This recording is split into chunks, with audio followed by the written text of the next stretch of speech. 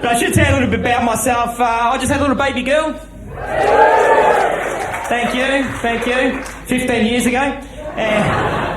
And what I'm finding is I'm saying the same weird things to my kids as my parents said to me. Anyone else like that? Anyone? Yeah? Yeah. And my parents had the weirdest sayings. When I was a kid, my dad used to sit there and say, "Eat all your veggies, son. Puts hair on your chest." I was like, 4. What the hell are you going to do with hair on your chest at 4?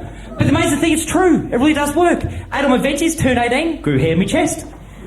Bad news is, same thing happened to my sister.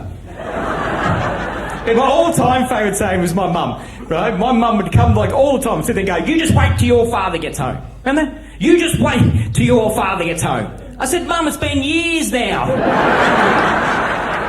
I don't think he's ever coming back. Just move on, you'll find someone eventually."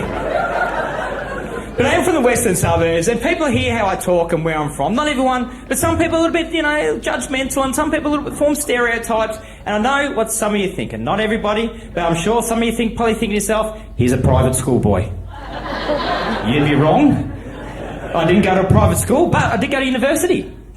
Yeah. Oh, thank you. I actually went to uni for 9 years. And I finally finished that 1 unit, so I'm really excited.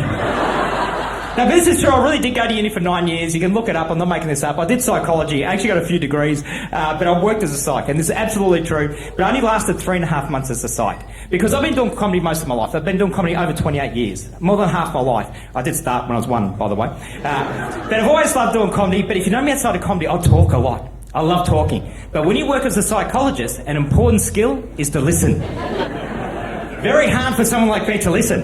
And you have to sit there, and this is not even a joke, I just love sharing this. You have to sit there with your clients for 55 minutes, and they'll tell you things they've never told a soul. They'll tell you their deepest, darkest secrets. And instead of thinking of interventions, all I had the urge to do was sit there and go, "Mate, you think that's bad?"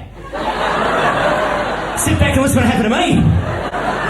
So now I'm back telling jokes. But why I say uni, one of my classes is sociology. And one of my lectures said, people are prejudiced by nature. You pick on any minority group, it's wrong, and it should be wrong. But if you come from a poorer area, didn't have a lot of money growing up, didn't have a great education early on, and don't speak well, like myself, I'm sure other people here tonight grew up very similar to myself, it's socially acceptable to hang rubbish on us. Because I talk like this and where I'm from my whole life, people call me dumb, they call me a bogan. I walk around, people treat me like I'm some sort of thief. Just because I steal stuff. And the current affair had an expose about all crime, drugs and violence in Footscray. So for a full week, a current affair's gone, Footscray, do you know what I mean? Crime, violence, all this stuff. For like the big expose. My cousin lives in Queensland. He come down and stayed at my place for 2 weeks. First I was at my place, he goes, "We're going out tonight?" I said, "Yeah." He goes, "Where are we going?" I said, "Oh, just a nice place in Footscray." As soon as I mention the word Footscray, he freaks out. He's got Footscray. Not going to get in Footscray.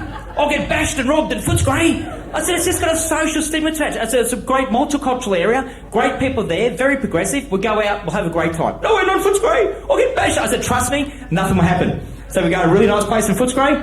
Guess what happens? He gets bashed and robbed. Yeah, I didn't want to do it, but I need the money. Thank you. I do love my job. I just got back from doing a world tour, and I fly on a lot of airlines.